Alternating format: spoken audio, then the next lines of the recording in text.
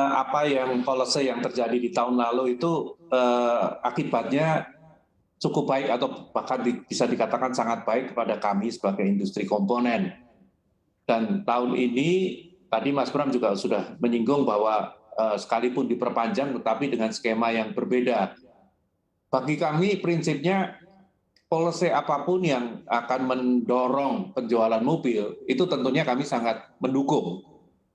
Karena pada kondisi-kondisi pandemi seperti ini, kami perlu juga stimulus-stimulus yang seperti itu untuk mendorong pasar.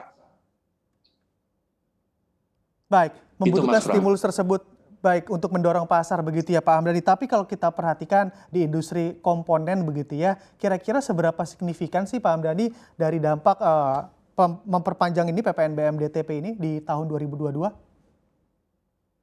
Kalau dilihat di tahun 2021 atau 2022 nih? 2022 maksudnya?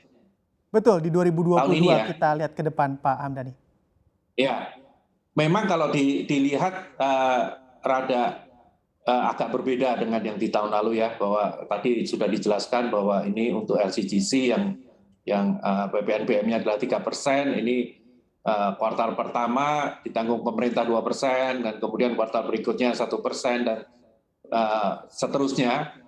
Jadi, kuartal pertama 3% ditanggung pemerintah, kemudian kuartal kedua 2%, kuartal ketiga 3%, 1%, 2%, dan seterusnya. Jadi ini memang berbeda dengan scheme yang kita alami di tahun lalu. Tapi kami juga masih berharap paling tidak dengan adanya skema-skema seperti ini sedikit akan mendorong penjualan mobil.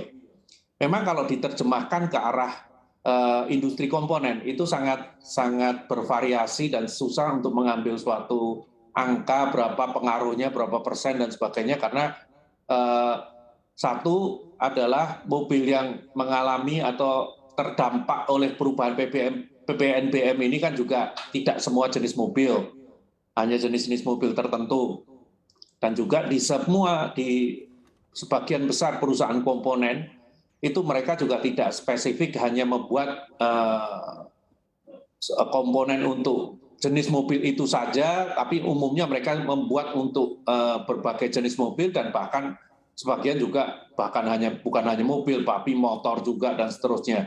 Sehingga kalau kita mengambil angka pengaruhnya secara jelas itu berapa persen, itu rada sulit itu Mas. Tapi yang jelas kalau buat kami stimulus-stimulus seperti itu sangat positif, dan kami sangat mengharapkan itu terjadi. Kurang lebih begitu Mas Bram.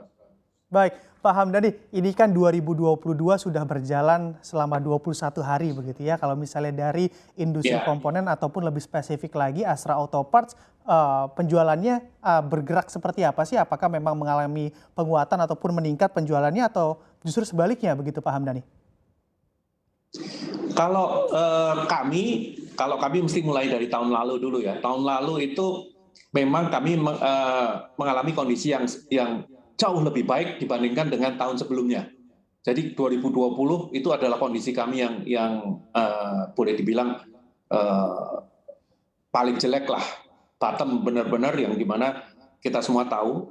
Tetapi di 2021 itu kondisinya terus membaik, ya, sampai dari kuartal 1, kuartal 2, kuartal 3 yang terpengaruh dengan second wave daripada COVID pun tidak menurunkan secara signifikan. Jadi overall 2021 itu sangat baik kalau dibandingkan dengan 2020. Nah, di 2022 ini pada bulan pertama ini kami masih melihat tren itu masih oke lah, masih berlanjut, bahwa semua customer kami masih punya forecast yang optimis. Dalam arti kita semua masih berharap bahwa di tahun 2022 itu akan lebih baik daripada tahun 2021.